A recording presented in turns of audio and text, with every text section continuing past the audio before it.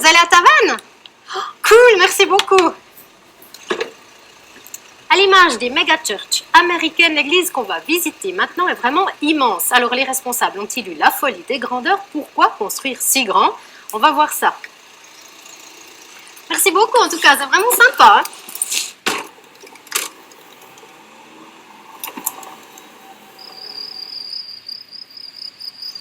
Avant et après.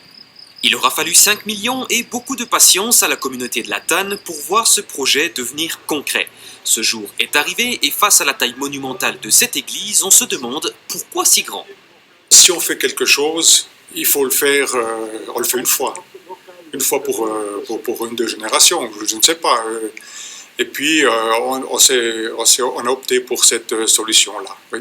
Et puis je précise aussi au passage ce que j'aime à dire, ce que j'ai aussi dit dans les paroles de salutation, c'est que j'admire nos ancêtres qui ont construit des cathédrales et des églises immenses, qui ont pris des générations, qui ont pris des siècles pour être érigées. Et puis j'admire la foi de ces gens qui, à l'époque, se sont lancés dans des grands bâtiments comme ça. Alors, si j'ose dire, pourquoi pas nous? À l'intérieur, tout est huge, comme on dit en anglais. Même la machine à café en impose. Dans la salle principale, un volume à perte de vue, un écran géant et un tas de bidules techniques. Bref, de Tavannes à la méga-church américaine, il n'y a qu'un pas. La première salle pouvait contenir 60 personnes à Latane, c'est là où l'église a démarré. La deuxième salle dans la ferme pouvait contenir 120 personnes, 120, 140. Ensuite, dans les années 70, nous avons construit la maison, donc le lieu de culte à Latane, qui pouvait contenir 300 personnes. Et ici, on a quasiment, encore une fois, doublé un peu plus, parce qu'entre la salle, la galerie, on peut accueillir jusqu'à 650 personnes. Effectivement, en ouvrant les parois mobiles vers le réfectoire ou le hall d'entrée, on arrive même à monter jusqu'à 900 personnes. Autre point qui fait rêver, du moins pour les connaisseurs, le système de sonorisation. Plein de petits boutons, beaucoup de haut-parleurs et un gros chiffre, 300 000 francs. Pour mener à bien cette installation, l'église a fait appel à un spécialiste. Ça fait une vingtaine d'années que je travaille dans le domaine de l'audiovisuel, sur différents niveaux, propre entreprise qui gère ça, la radio-télévision. Donc c'est pas nouveau pour moi. Ouais.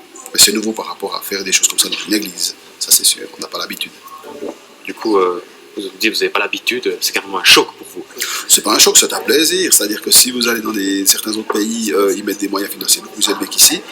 Je pense que voilà, il y a certaines églises en Suisse qui ont compris qu'on ne peut plus bricoler avec 2 haut-parleurs importés de Chine pour 600 francs puis essayer de satisfaire les 300 ou 200 fidèles qu'il y a dans la salle. Donc en même temps, on est content de pouvoir après retransmettre ce qu'on utilise dans le monde séculier, de le retransmettre dans un milieu chrétien.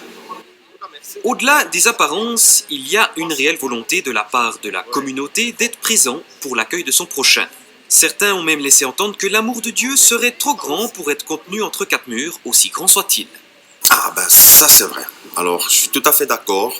Raison pour laquelle, bon, on reste un peu entre 4 murs, mais on est descendu entre guillemets de la montagne, mais aussi pour s'approcher des gens. Et je pense que c'est quand même aussi le message clé que nous prêchons, que les églises de cette région prêchent, sortons, partageons l'évangile, essayons de créer des relations, des contacts avec les amis, des voisins, des collègues de travail.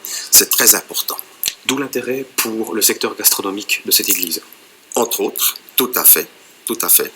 On espère effectivement pouvoir ouvrir aussi une porte à certaines personnes qui ne mettront pas forcément les pieds dans une église pour un culte, mais peut-être sous forme de repas gastronomique.